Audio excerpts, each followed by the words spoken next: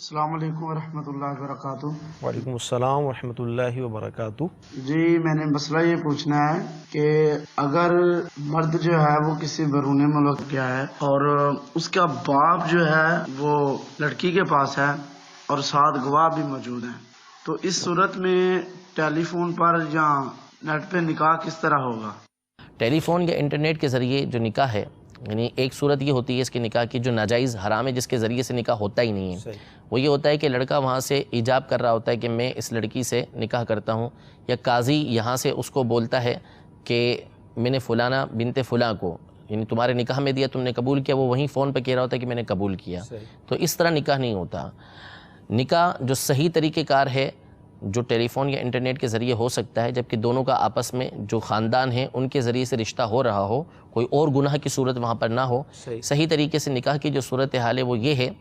کہ مثال کے طور پہ لڑکا جو ہے وہ مدینہ شریف میں ہے اور لڑکی یہاں پر ہے، تو اب اس صورت میں لڑکا چاہتا ہے کہ پاکستان میں اس کا نکاح کر دیا جائے فلاں لڑکی سے، جو بھی اس کا رشتہ گیا ہے اور رشتہ یہاں پر ہونا ہے، تو وہ وہاں سے اپنے والد کو، اپنے بھائی کو یا کسی کو بھی اپنے نکاح کا وکیل بنا دے کہ بھائی فلانا بنت فلاں سے میرا اتنے مہر کے بدلے آپ نکاح کروا دیں۔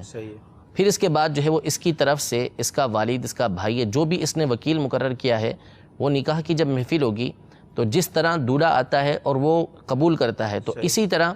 اس لڑکے کی طرف سے وہ اس کا والد قبول کرے گا۔ قاضی کہے گا مثال کے طور پر کہ میں فلانا بنت فلاں کو فلاں بن فلاں کے نکاح میں دیتا ہوں،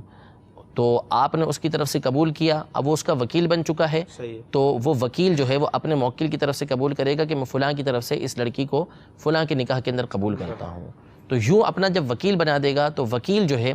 وہ لڑکے کی طرف سے جو ہے وہ لڑکی کا جو پیغام آئے گا اس کو وہ قبول کر لے گا، تو جو ان کا نکاح منعقد ہو جائے گا۔ باقی یہ طریقہ کار کہ وہ اسکائپ کے ذریعے کسی اور ذریعے سے بیٹھے ہوئے ہیں، لڑکا سامنے بیٹھا دوسرے ملک میں بیٹھا ہوا ہے،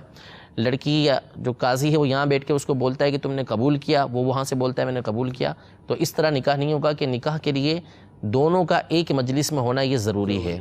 ایجاب و قبول ایک مجلس کے اندر ہو، اور یہ ایک مجلس نہیں ہے، یہ الگ الگ مجلس ہے۔ صلو علی الحبیب صلی اللہ تعالی علی محمد۔ مجھے اپنی اور ساری دنیا کے لوگوں کی اصلاح کی کوشش کرنی ہے انشاءاللہ۔